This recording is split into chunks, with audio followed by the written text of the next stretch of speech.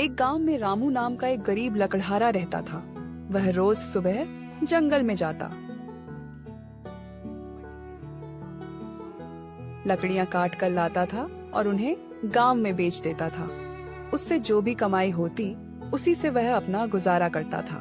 रोज की तरह एक दिन रामू फिर से जंगल में गया, लेकिन वहां पहुंचकर उसने देखा कि बहुत सारे पेड़ पहले से ही कटे हुए थे। अरे, आज कोई मुझसे पहले आ गया और यहाँ की सारी लकड़ियां काट के ले गया। चलो, कोई बात नहीं, मैं थोड़ा और अंदर जाता हूँ और कोई और पेड़ तलाशता हूँ। फिर रामू जंगल के अंदर की तरफ जाता है तो वह देखता है कि वहाँ बहुत सारे पेड़ लगे हुए हैं। अरे वाह, यहाँ तो कितने सारे पेड़ हैं। अगर मैं अगले 6 महीने तक भी यहाँ से लकड़ियां काटूं तो मुझे पेड़ कभी कम नहीं पड़ेंगे। लेकिन रामू ने जैसे ही कुल्हाड़ी उठाई तो उसने देखा कि पेड़ पर एक बंदरिया और उसका बच्चा बैठा हुआ है।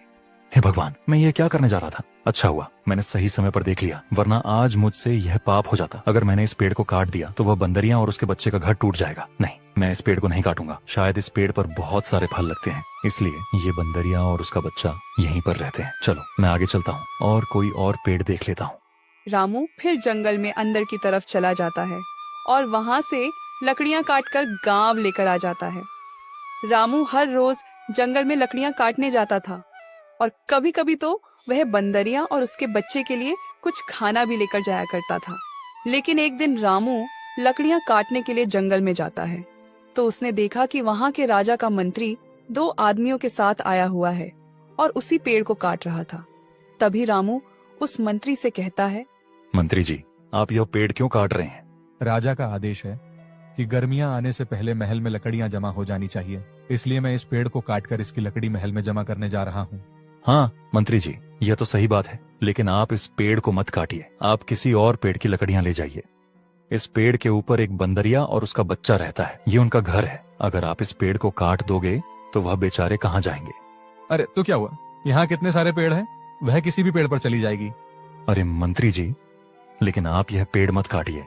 देखो, मुझे गुस्सा मत दिलाओ। मैं क्या पूरे जंगल के पेड़ों की जांच करता फिरूं, कौन से पेड़ पर कौन सा पक्षी रहता है और कौन से पेड़ पर कौन सा जानवर रहता है। एक पेड़ कटेगा तो दूसरे पेड़ पर अपने आप चले जाएंगे। मैं क्या जंगल के सारे पेड़ों की छानबीन करता फिरूं?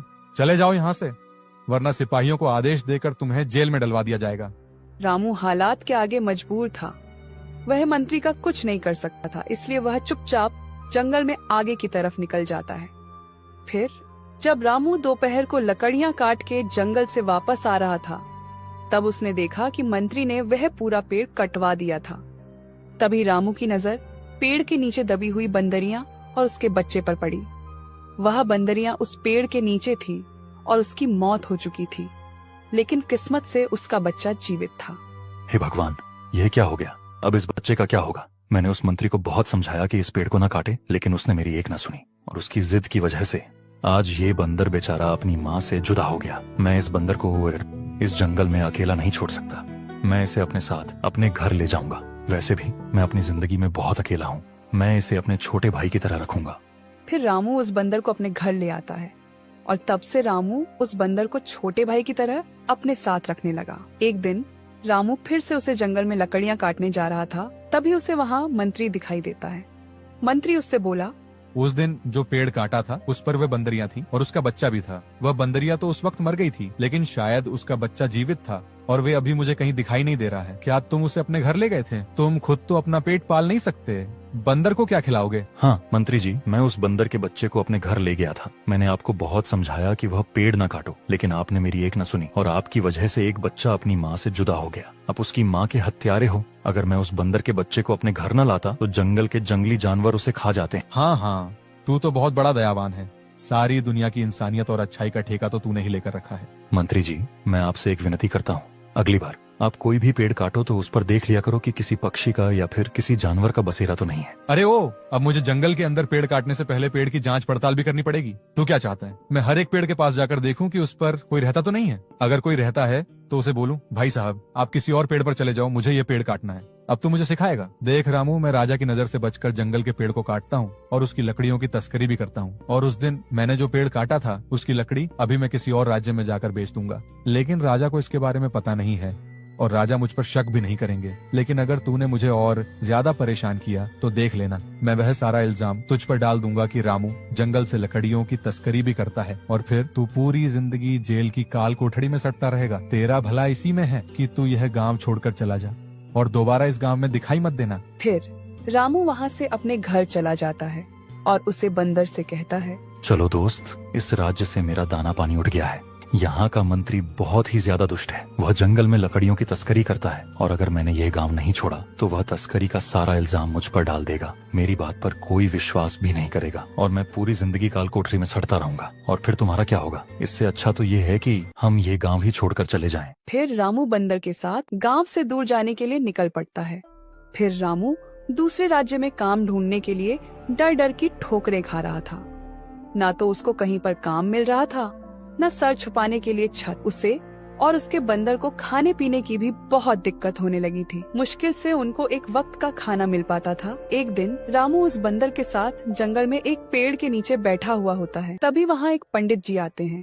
पुत्र, तुम इस बंदर को लेकर इस जंगल में इस तरह से क्यों बैठे हो?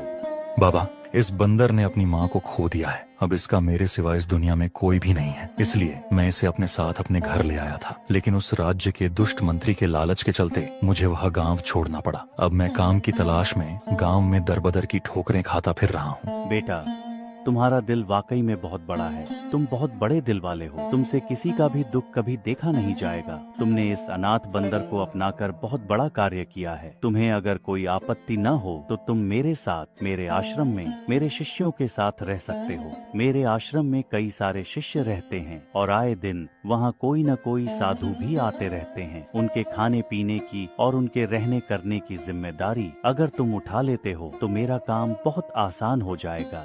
ये तो मेरे लिए बड़े ही सौभाग्य की बात है कि मैं आश्रम में आपके साथ रहूंगा। लेकिन पंडित जी, मेरा ये बंदर भी मेरे साथ ही आएगा। मैं इसे कहीं पर भी अकेला नहीं छोड़ सकता। हाँ हाँ, मुझे कोई आपत्ति नहीं है। तुम इसे अपने साथ रख सकते। रामू पंडित जी के साथ उनके आश्रम में चला जाता है। रामू आश्रम की साफ सफाई, खाने पीने का सामान और पूजा का सामान लाना, ये सारे काम रामू करने लगा। रामू का बंदर हमेशा ही उसके साथ रहता था। पंडित जी रामू को मेहनत और लगन से काम करता देख बहुत खुश थे। पंडित जी हमेशा शिष्यों के आगे रामू की तारीफ किया करते थे। लेकिन पंडित जी का एक और शिष्य था, राघव। वह रामू से बहुत जलता था। लगता था रामू को आए हुए कुछ ही दिन हुए हैं और मैं इतने सालों से काम कर रहा हूँ। पंडित जी ने कभी मेरी तारीफ नहीं की और वह रामू की इतनी तारीफ क्यों करते हैं। एक दिन रामू राघव के लिए ताजा ताजा फल लेकर आता है।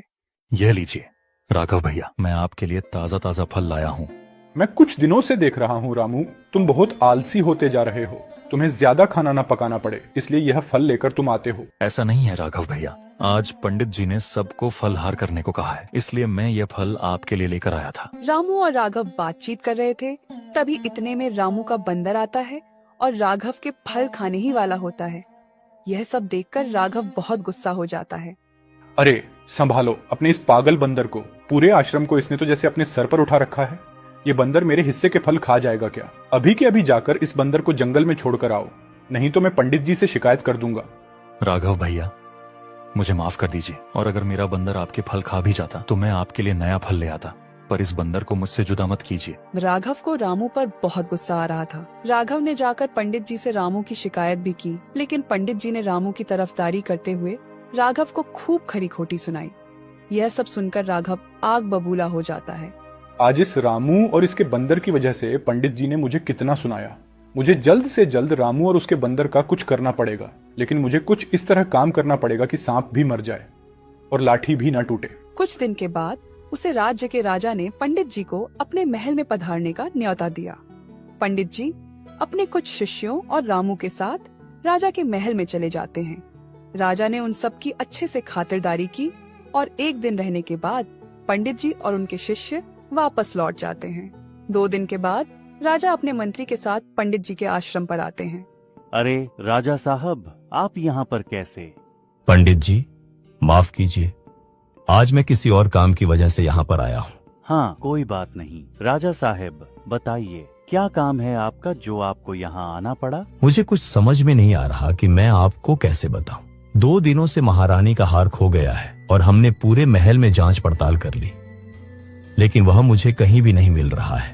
अरे राजा साहब, बातों को गोल गोल घूमना बंद कीजिए और साफ साफ बताइए, क्या हमारे जाने के बाद से वह हार गुम हुआ है? हाँ पंडित जी, बात तो कुछ ऐसी ही है। मतलब आप यह कहना चाहते हैं कि रानी का हार हम में से किसी ने चुराया है? नहीं पंडित जी, मैं आप पर शक करने का पाप नहीं कर सकता, लेकिन मैं क्या करूं, मुझे रानी की वजह से यहाँ आना पड़ा।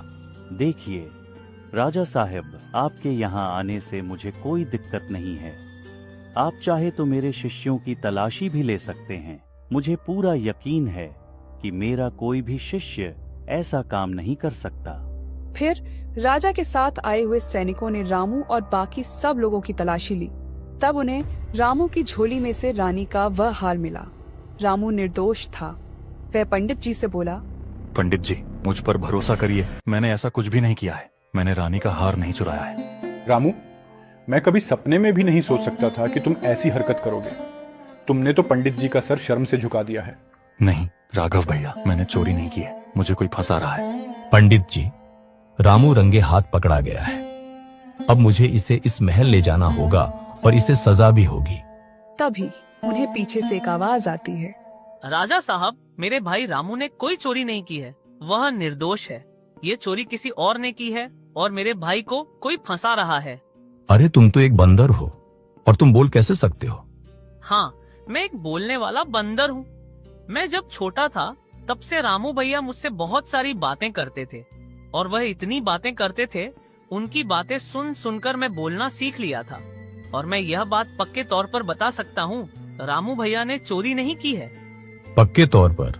तो फिर पक्के तौर पर तुम्हें यह भी पता होगा कि यह चोरी किसने की है।